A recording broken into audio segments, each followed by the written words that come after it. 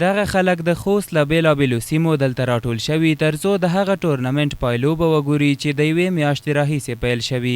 د شهیدانو په نوم یاد ټورنمنټ چې د خوست په صبریو ولسوالۍ کې د اتیا لوبډلو ترمنځ پیل شوی و پای ته ورسید. د ټورنمنټ مسؤلین د یادو لوبو څخه موخه له نشهیي موادو څخه د ځوانانو لرې کول او د بېلابېلو سیمو ورزشکارانو له یو بل سره پیژندګلوي یادوي.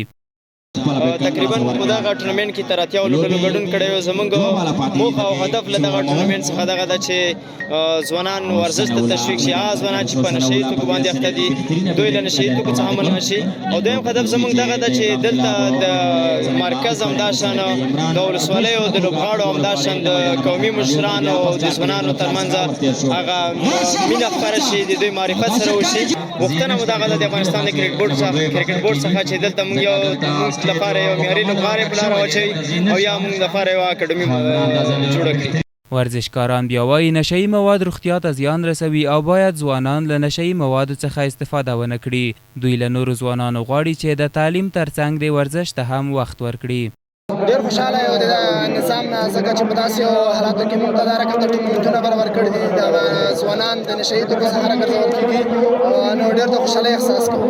ځوانانو ته مې پیغام دغه دی چې لومړی تعلیم وکړي، که تعلیم سره باید کرکټ هم وکړي، یو ځکه چې د وجود ورزش دی او بل دوی د نشهیي توکو د نورو حالاتو کارانو څخه راګرځول کېږي. پخوا به چې وو جنګونه به وو، مثال ګډوډیانې به وي، لانجې به وي، دا رقم تعامل به نه وو.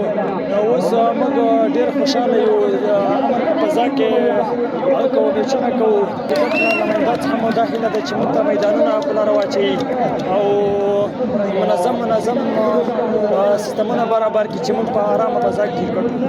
یو شمېر خلک چې د یادې لوبې لیدلو ته راغلي وایي ښه امنیت د دې لامل شوی چې له لرې سیمو دلته په ډېرې مینې د لوبو لیدو ته راشي. د خوشحالۍ احساس ده.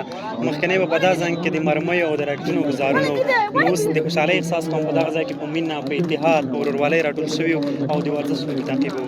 له مسؤلینو مو دا غوښتنه د سپورټ په برخه کې ځوانانو ته ښکلي میدانونه، ښایسته میدانونه جوړ کړي او هغه ځوانان چې په نشهیي توکو او یا مثلا روزګار دي هغه راشي په لوبو باندې ځون بوختي، صحت ته، وطن ته او خلکو ته مینه ورکړي. ځوانان باید تل همدا شانت ټورنمنټونه په لار واچوي ترڅو زموږ دا ځوانان د نشهیي توکو څخه وژغورل شي او په راتلونکي کې یو سوکاله ارامه ژوند ولرو. هیره دې نه وي چې پایلوبې ته د دیري نیازیو او غورچکو سپین غر لوبډلو لار موندلې وه چې د دیري نیازیو لوبډلې په 8 اورونو کې 144 منډې هدف وټاکه، خو د غورچکو سپین غر لوبډلې یاد هدف پوره نه کړ او پایلوبه د دیري نیازیو لوبډلې په خپل نوم کړه.